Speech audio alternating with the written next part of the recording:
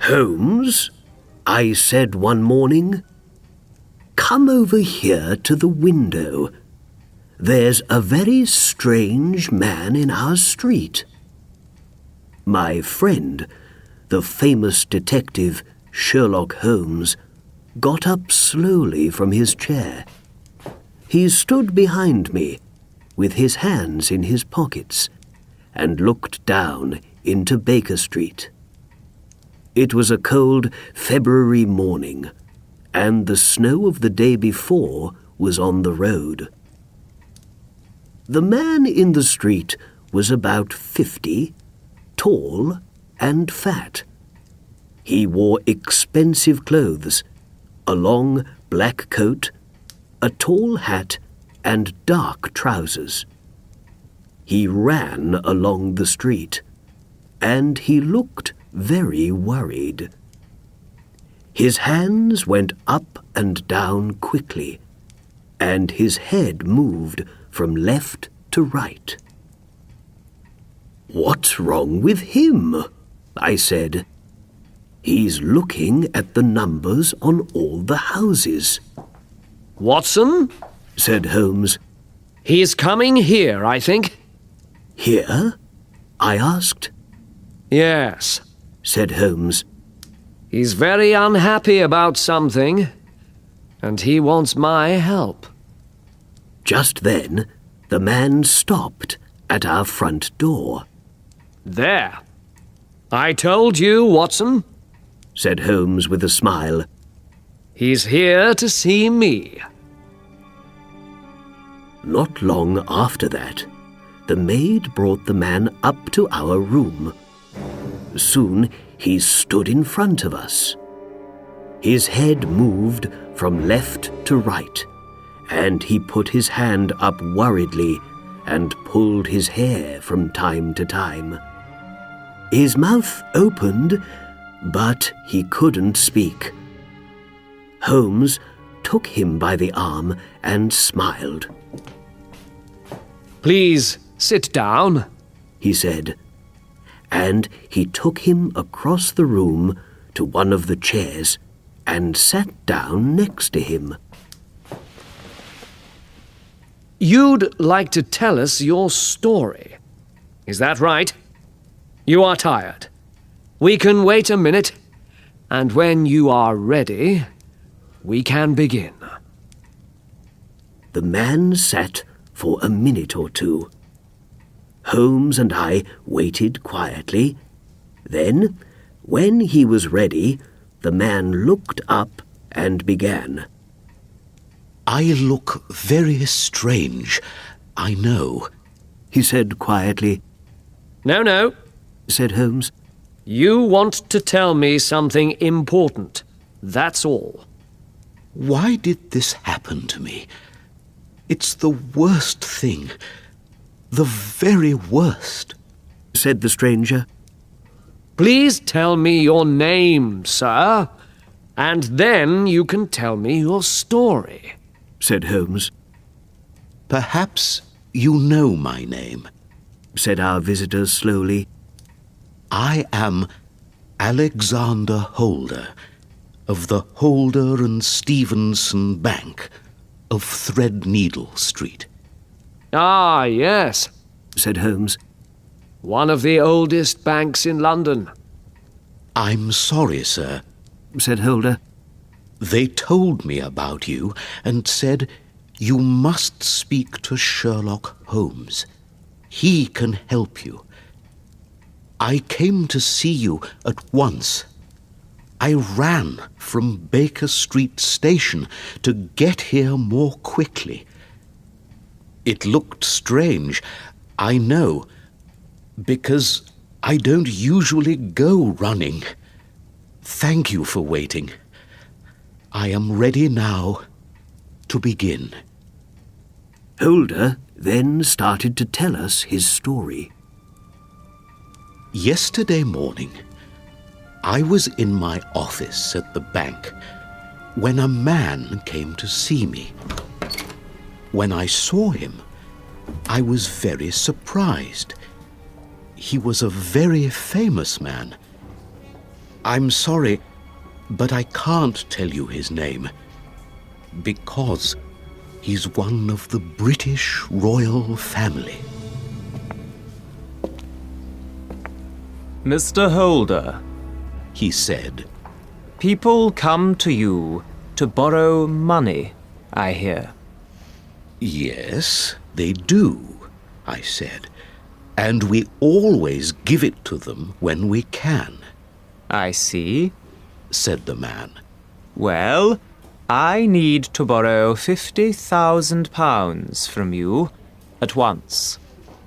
50,000, I said. Yes. I can borrow that money many times over from my friends, of course. But I wanted to come to a bank for it. It's not good to borrow from friends. After you give the money back to them, they always ask you for things later to say thank you. And how long do you need this money? I asked. For 6 days. Said the man. Someone is going to give me a lot of money on Monday, so I can give back the £50,000 to you then. But I need the money now. Well, for the bank to give out £50,000, you need to leave something expensive with us, I said. The man then took out a big black box and put it on the table. I was very surprised when he opened it. Do you know the Emerald Crown? He said. It's one of the most famous crowns in England, I answered. Well, this man took the emerald crown out of the box. It's gold, with 39 large emeralds, all of the most beautiful green color. He told me, Please be very careful with it, and don't take it away from the bank. he also said, Please don't tell any of your friends or family about it. he was afraid of a scandal for the royal family, I think. Well, I gave the man the £50,000. He thanked me and quickly left the bank. He's going to come back on Monday morning for the crown. But then I started to feel worried. One night last week, somebody went into a bank not far from us in Threadneedle Street and took £100,000 from the building. I was unhappy about leaving the emerald crown at the bank, so last night I took it home with me. I left work at about 6 o'clock. I closed the door of the bank behind me, and I looked carefully up and down Threadneedle Street. In the dark, nobody saw me put the black box under my coat. I then took a carriage back to my house in Streatham. It was, of course, a cold, snowy evening, and the carriage drove along very slowly. There was only one man in the carriage with me, and he didn't see the box, I know. I had it under my coat all the time. I felt pleased when I arrived home. I ran upstairs to my office and put the black box into the desk there. I locked the desk with a key and then went over to the window. Just then, I saw somebody, a stranger, in the front garden. I couldn't see his face. He wore a hat and a long coat. When he saw me at the window, he suddenly walked away. I remember one thing about him. When he walked, one of his legs moved strangely. I then ran quickly downstairs and out into the garden. "Hello? Who's there?" I called.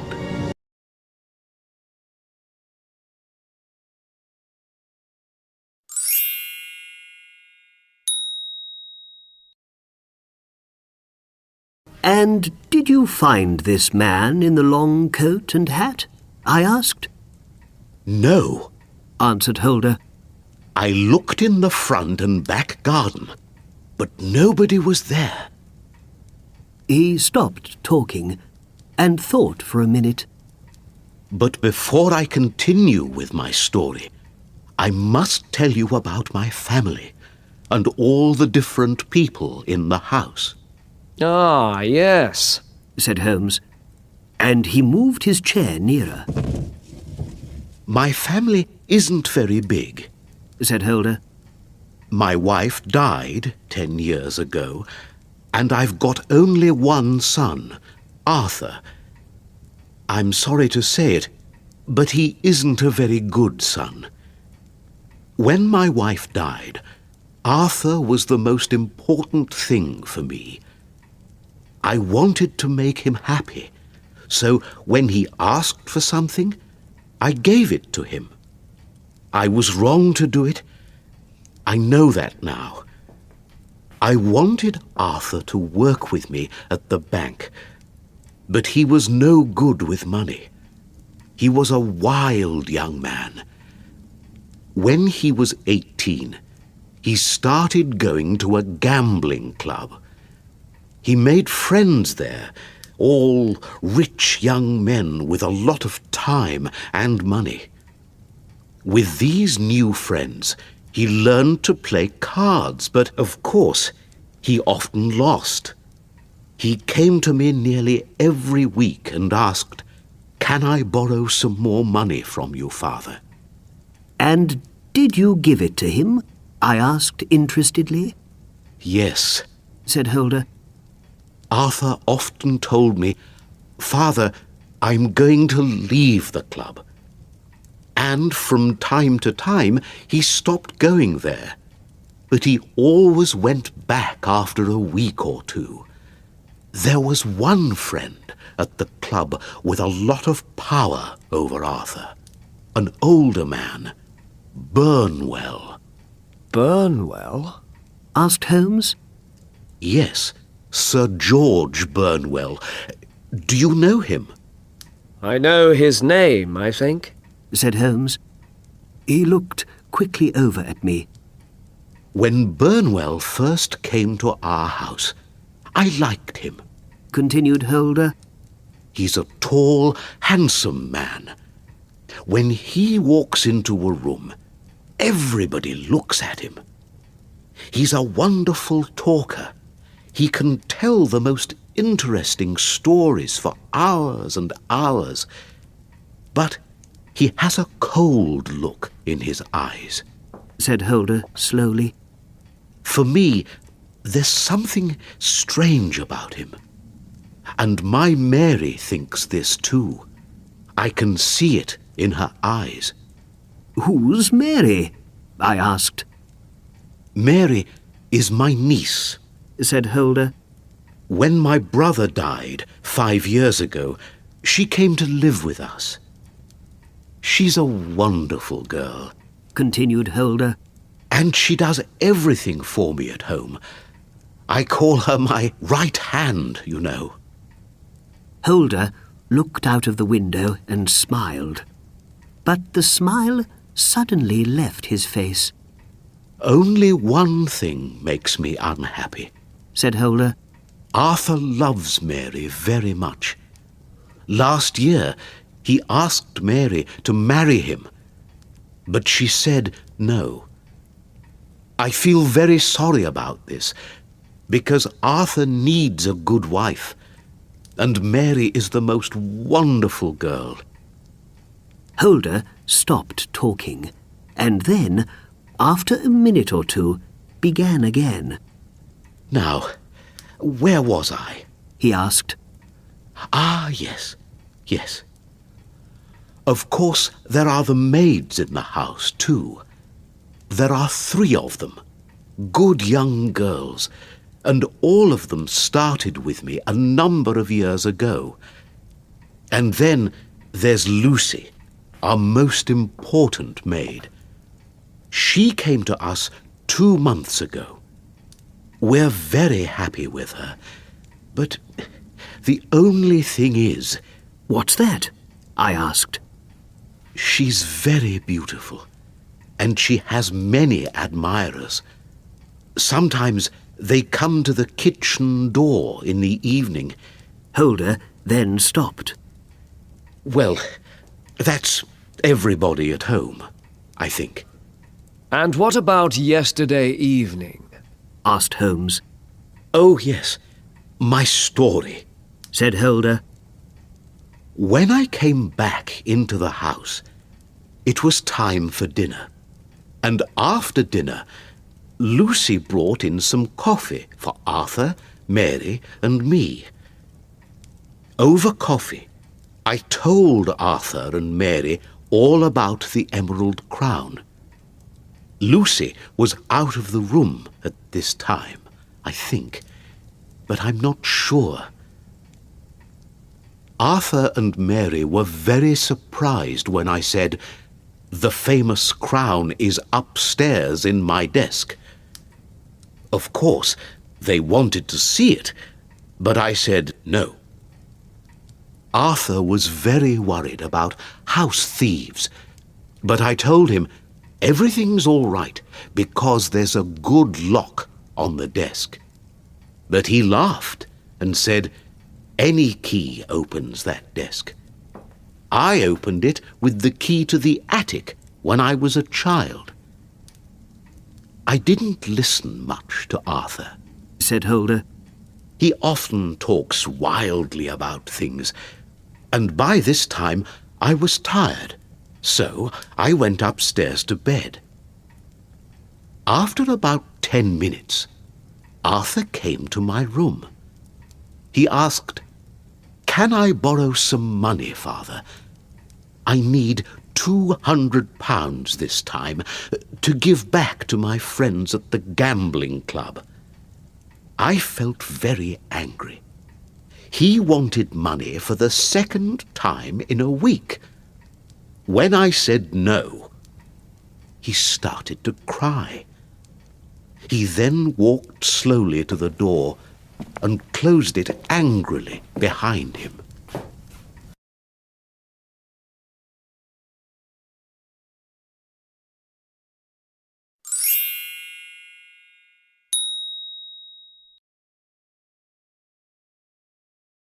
Holmes sat back in his chair. Well, Mr. Holder, what happened next? He asked. Holder continued with his story. Before I got into bed last night, I looked into all the different rooms in the house. I went first to the office, next to my room. I looked into the desk. The Emerald Crown was there, and it was safe. I then locked the desk again carefully. After that, I went downstairs. I was surprised when I found Mary next to an open window in the hall. She quickly closed the window when she saw me. "Uncle," she said. 5 minutes ago, Lucy came in through the kitchen door. She was out in the lane. Did you know that?" "No, I did not," I said angrily. "She was with one of her admirers again, I think," said Mary. "It isn't safe. We don't want strange men near the house at night." "No, we don't. I must talk to her in the morning about this. And Mary, I said, did you lock all the doors? Yes, I did. She said. Are you sure? Yes, I'm sure. Then I went upstairs to bed. I'm not usually a good sleeper, and sometimes I get up in the night. Well, at about 2 o'clock in the morning, I suddenly opened my eyes when I heard a strange noise. It wasn't a loud noise. Is someone closing a window or a door, perhaps? I thought. I sat up in bed and listened. Everything was quiet for a minute or two. But then I heard somebody in my office. I felt afraid and got out of bed. I went to the office and slowly opened the door. In the half-light, I could see Arthur in only his shirt and trousers. He had no shoes on. The emerald crown was in his hands, and he pulled at it wildly. He wanted to break it, I think. Arthur, I cried, what are you doing with the crown? You thief! You thief! When he heard me, the colour left his face, and the crown fell from his hands. I ran over and looked at it. One of the corners of the crown, with 3 emeralds on it, was missing. Arthur, I said, where are the missing emeralds? The emeralds? He asked quietly. Yes, I said, the emeralds. But surely they are all here. He answered. Look, there are 3 emeralds missing. Do I need to call you a liar and a thief? I cried. Liar! Thief! Said Arthur angrily. I'm not going to listen to your names. But I saw you with the crown in your hands, I said. You wanted to break it. You're wrong. You don't understand, said Arthur. He then stopped suddenly and said, I'm not going to say one more word about any of this. I'm going to leave the house in the morning and never come back. You're going to leave this house in the hands of the police? I cried. Call the police then, said Arthur. It doesn't matter to me. By this time, everybody in the house was out of bed. Mary ran into the room. When she saw the crown and Arthur's face, she understood everything. With a cry, she fell suddenly into a chair. I called for one of the maids and told her, "Get the police."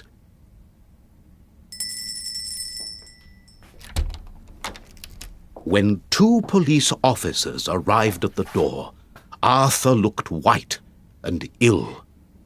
He stood with his head down. Are you really going to give me to the police, Father? He asked. Yes, I answered. You know the crown is the royal family's.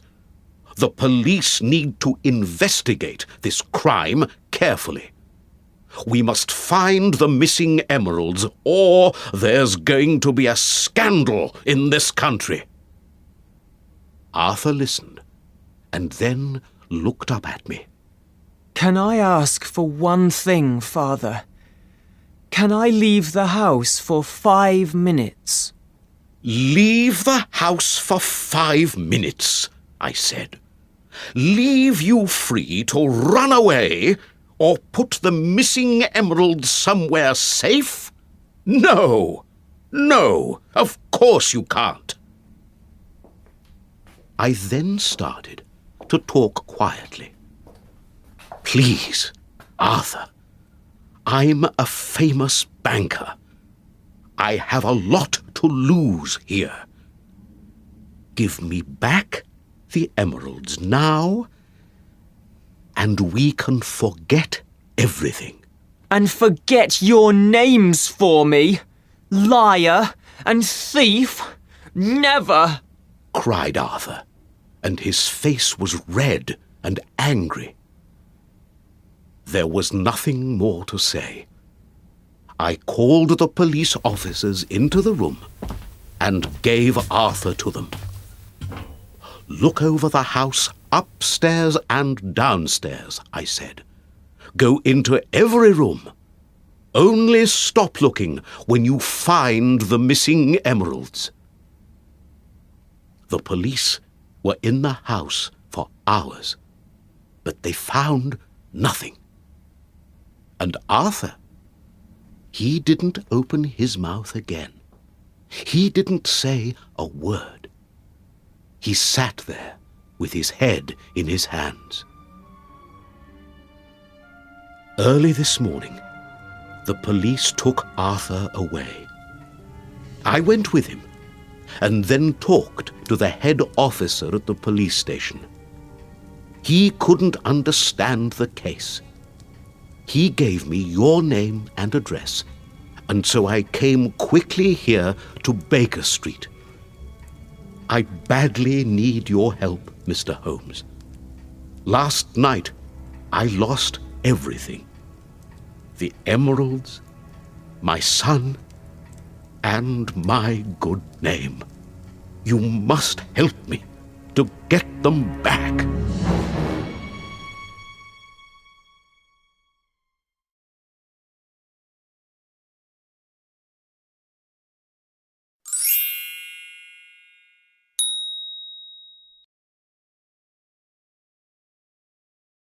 Holder sat and closed his eyes.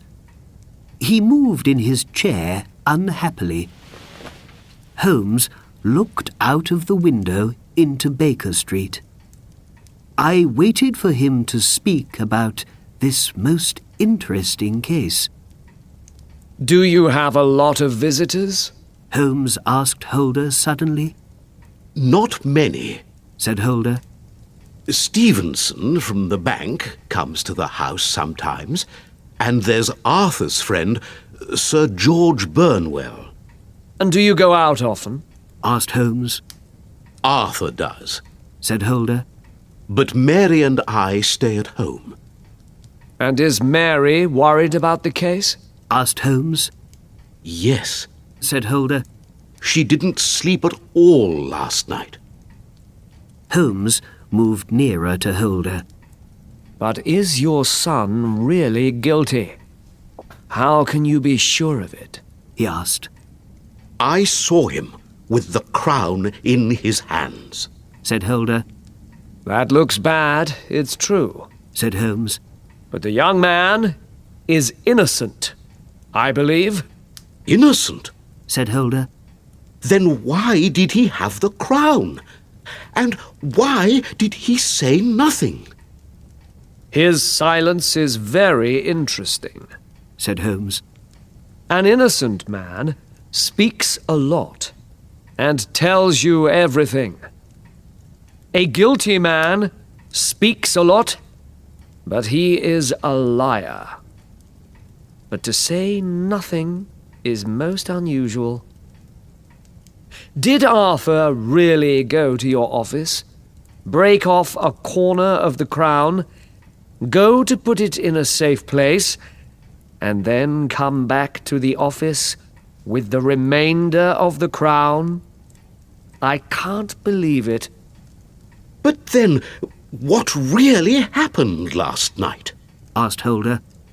Well, let's go to your house in Streatham now, Said Holmes. and perhaps we can find the answer to that question. Come along too, Watson. I was, of course, happy to go with them to investigate this strange case. Holmes didn't speak in the carriage. He sat with his hat over his eyes. When we arrived in Streatham, he stood and looked up at Holder's house. The banker's home was an old white building with a big front garden. On the left of the house, there was a small lane to some stables. On the right, there was a path to the kitchen door. Holmes looked carefully at the snowy front garden. After that, he walked down the path to the back of the house and then into the stable lane. Holder and I soon got cold, so we went into the house.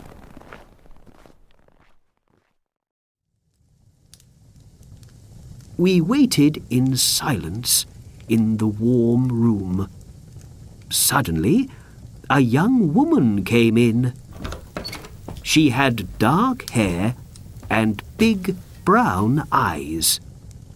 But her face was deadly white, and the whites of her eyes were red. Uncle, She said, is Arthur going to be free soon? Please say yes. No, Mary. He must stay in the hands of the police for now. answered Holder, But he's innocent. I'm sure of it. said Mary. Then why does he continue with his silence? Perhaps he's angry because you called him a thief and didn't believe him. said Mary. Holder then looked over at me. Mary, there is a detective here to investigate the crime. This man here. Asked Mary. No, this is his friend, Dr. Watson. The detective is in the stable lane. The stable lane. She asked, and she looked worried. Just then, Holmes walked in. Good morning, He said, Miss Mary Holder. My name is Sherlock Holmes. I'd like to ask you one or two questions. Holmes and Mary sat at a table. Did you hear any noises last night? Asked Holmes, No, said Mary. nothing at all. And did you close all the windows? Asked Holmes, Yes, I did. said Mary. Now you have a maid, Lucy. Is that right? Yes, Said Mary. and you need to know something about her. She heard us talk about the crown at dinner, I believe. I see. Said Holmes. And did Lucy meet her admirer at the kitchen door last night? Yes, when I went to lock the door, Lucy came in. I saw a man behind her in the dark. It was Francis Prosper, the greengrocer. When we buy things in his shop, he brings them up to the house, and he likes to meet Lucy. Does he have a false leg? Asked Holmes. Mary looked afraid. Yes. How did you know that? She asked. Then she smiled. You're a very good detective, Mr. Holmes. Holmes looked back at Mary, but there was no smile on his face. I need to see the downstairs windows. Said the detective. He went and looked carefully at the window in the hall nearest the stable lane. Well, well. He said quietly. Now, Mr. Holder, Watson, let's go upstairs to the office. In the office, Holmes went to the desk. Which key did the thief open the desk with? He asked. The key to the attic, Said Holder. You know, Arthur talked about it at dinner. I remember, Said Holmes. And here is the famous emerald crown, Said Holder. He took it out of the box and put it on the table. We all stood in silence and looked at the beautiful emeralds. Now, Mr. Holder, Said Holmes. I want you to break off a second corner of the crown here. No, Said Holder. Well, watch me do it. Said Holmes. He quickly pulled the corner of the crown, but nothing happened. Do you see? I'm a big man, but I can't break it. And think about it, Mr. Holder. When gold breaks, it makes a loud noise. Did you hear a loud noise last night? no, Said Holder. no, I didn't. Good. That's all then. Said Holmes. But where are the missing emeralds? Asked Holder. And what's going to happen to Arthur? I can't say now. Said Holmes. But what really happened last night? Please tell me.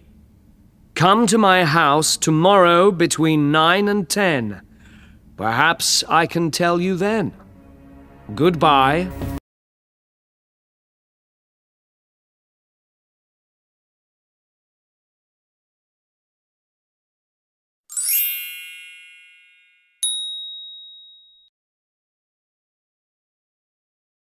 Holmes and I took a carriage back to Baker Street.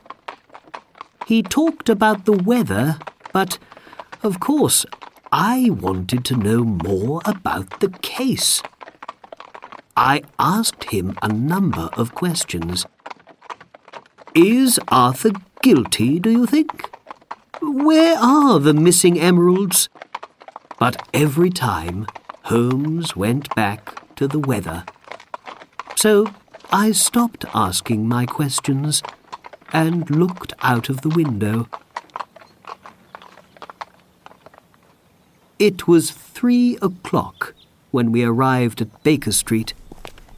Holmes walked quickly into the house. I have a lot more work to do on this case, He said, and with that, he ran upstairs to his room. After some minutes, he came downstairs in an old coat, a black hat, and some dirty brown shoes. He looked in the hall mirror. What do you think, Watson? He asked. Very good, Holmes, I answered. You're the picture of a working man. Thank you, Watson. Smiled Holmes. I'm sorry, but you can't come with me this time. Well, see you later this afternoon. Goodbye. He pulled his hat down over his face and went out into the street. It was nearly 6 o'clock when Holmes came back. Hello, Watson. He said happily. Can you take this? He gave me an old black shoe. But what's it for? I asked. I can't explain now, He said. I'm going out again. To the West End this time. I'm going to be late home, I think. So don't wait for me. And how's it all going? I asked. All right. I went over to Streatham again this afternoon, but I didn't call at the house. He said. But I mustn't sit here and talk. I must take off these old things. I need to be Sherlock Holmes once again.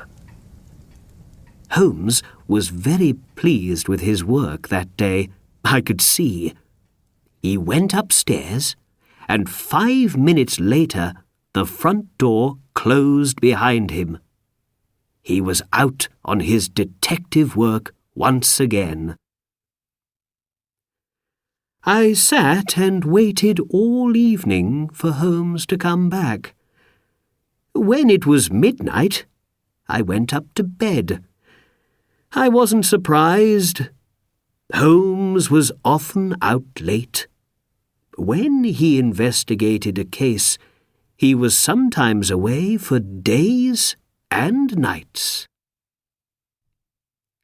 What time did he come in? I don't know, but he was there at breakfast. He had a coffee in one hand and a big smile on his face. Good morning, Watson, he said. Sorry to start breakfast without you, but Holder is coming here at 9. You remember that, surely? But it's after 9 now, I answered. And I heard someone at the front door a short time ago. Just then, the maid brought in our friend, Mr. Holder. He walked slowly into the room. I pulled out a chair for him, and he fell into it. I was very surprised when I saw him. His hair was whiter than before, and his face looked very tired. Why is this happening to me? He asked. Only 2 days ago, I was a happy man.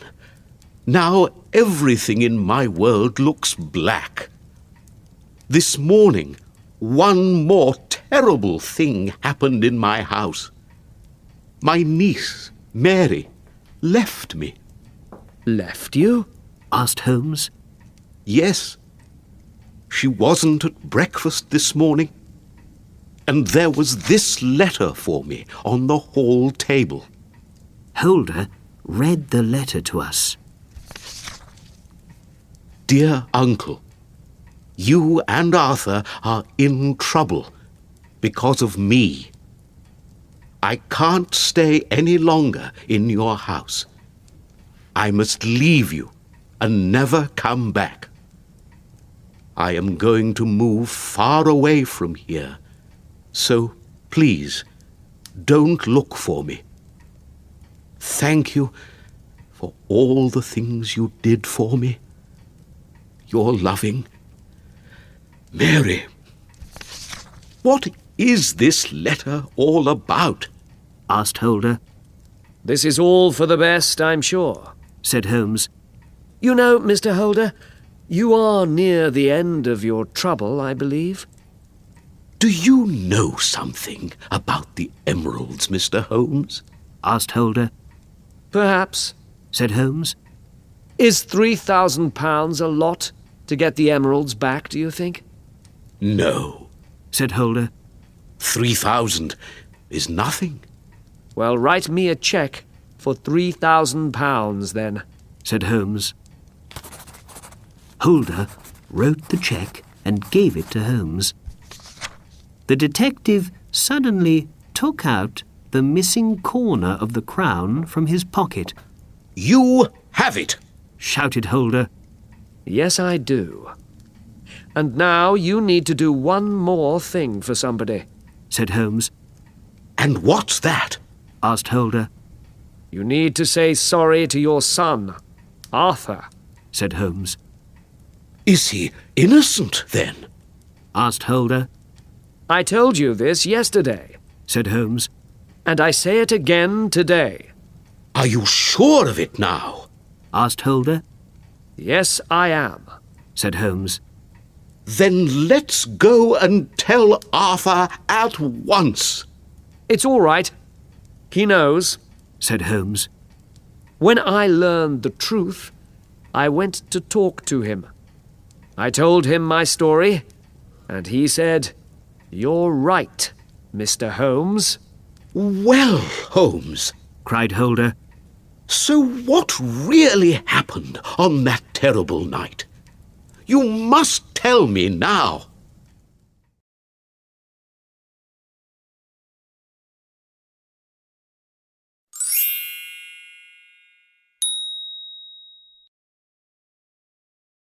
Mr. Holder, before I explain things, said Holmes.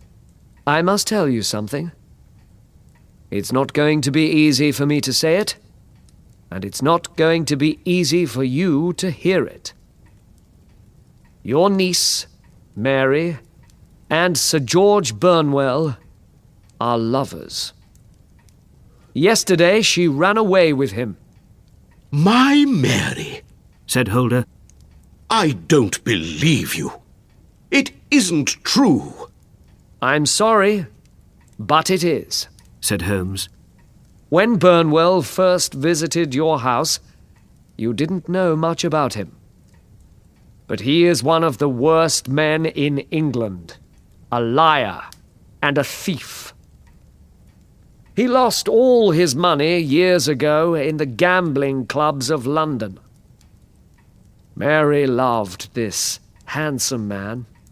She met him every night at the window by the stable lane. Mary knew nothing of men, and she was soon under his terrible power. On the night of the crime, continued Holmes, Mary met Burnwell by the window and told him about the emerald crown. Burnwell thought, I can get a lot of money for this crown. So he asked Mary, can you bring it to me later this evening? And she said, yes. When you came downstairs, Mary stopped speaking to Burnwell and quickly closed the window. She then told you about Lucy meeting her admirer. That was the truth, of course, but it happened earlier. Arthur went to bed after his angry talk with you. He slept badly and got up in the night when he heard a noise. He looked out of his door and saw Mary go into your office. She came out with the crown and took it downstairs. Arthur went after her and saw more. Downstairs, Mary gave the crown to somebody through the open stable lane window. After that, she went back to her room. Arthur loved Mary, and he didn't want people to know about her crime. But he needed to get the crown back. So he dressed quickly and went downstairs. He jumped out of the window without any shoes on and ran after a man in the stable lane. It was, of course, our friend Burnwell. Arthur pulled Burnwell down into the snow. Then he hit Burnwell above the eye. The men pulled at the crown between them. Suddenly, something broke, and the crown was in Arthur's hands. He went back into the house, closed the window behind him, and ran upstairs to your office. The crown was twisted, he could see, and he wanted to put it right. And then, Mr. Holder, you came in, said Holmes. Yes, cried Holder unhappily. I saw Arthur pull wildly at the crown with his hands. Now, I understand. You then made Arthur angry. You called him a liar and a thief, and he couldn't explain. He didn't want you to know about Mary's crime. And Mary fell down when she saw the crown, said Holder. Now I understand that, too. And Arthur asked, can I go out for 5 minutes? That was because he wanted to look for the missing emeralds. Holder looked unhappy. Oh, Mr. Holmes, I was very wrong about my son. But how did you learn all this? Well, Said Holmes. the snow was a big help to me. Remember when I went out and looked at the garden at your house? Yes. Said Holder. I could see much of the story of that terrible night in the snow. He explained. When I walked up the path, I saw footprints near the kitchen door. They were the footprints of a young woman and a man with a false leg. Ah, yes. Lucy and Francis Prosper. Said Holder. And was he the man in the garden on the night when I came back home with the crown? Yes, that was Prosper. He came to meet your new maid, Lucy. Said Holmes. He then explained more about the case. There were 2 sets of footprints in the snow in the stable lane. The first set was of a man in big shoes. These footprints were next to the stable lane window, and the man waited there for a long time, I could see. The footprints then went down the lane to a tree. The second set of footprints was of a man with no shoes. They came from the window out into the lane. They too went down to the tree. In the snow, I could see the story of a fight between the 2 men. I found some blood there. Then the first set of footprints went off down the lane. The second set of footprints came back to the window. You remember when, in your house, I looked carefully at the window by the lane? I saw a footprint of the man with no shoes there. So, he came back in through the window, I knew. I started to understand the case better. The man with no shoes was Arthur. But I had 2 questions. Who was the man in the lane? And who brought the crown to this man? Well, it wasn't Arthur. So Mary, or one of the maids, was the guilty one. Arthur's silence was important. He wanted to protect somebody. It wasn't Lucy or the younger maids. It was Mary, because he loved her. But who helped Mary with the crime? Mary was a good young woman, but perhaps a lover had power over her and made her do this terrible thing. So, who was her lover? Only 1 or 2 visitors came to your house, you said. One of those was Burnwell. My friends told me about him some years ago. He had a bad name with women then, and he has a worse name with women now. But was Burnwell really the thief? I wanted to be sure. So, after my visit to your house yesterday, I went home and put on an old working man's coat. I then visited Burnwell's house and spoke to his maid. She told me some interesting things, and I soon learnt about a cut over Burnwell's eye. I also told the maid, I don't have any money, but I need some new shoes.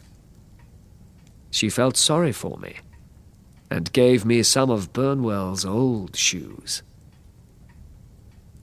I then went back to your house with one of the shoes. I was very pleased when it fitted the footprint in the snow. After that, I came back to Baker Street, put on my usual coat, and went over to Burnwell's house again. I badly wanted the emeralds back, but I didn't want any scandal for the royal family. So, no policeman, no open investigation. I spoke to Burnwell at his house for some time. At first he said, I know nothing of the Emerald Crown. But when I explained all about the crime, he became angry. He started to hit me, but I took out my pistol and put it to his head. He then found a box and opened it angrily. The missing emeralds were in it. Give me £3,000 for them, he said. Of course, I didn't want to give the man any money, but I also didn't want him to talk and make a scandal. So, I wrote a check, took the box, and left. I got to bed at 2 o'clock in the morning. It was the end of a very long day's work. A day when you stopped a terrible scandal from happening, said Holder. I can't find words to thank you. And he stood up to go. Now, I must find my son and say sorry for not believing him. Goodbye, Mr. Holmes. Dr. Watson. And with that, he left.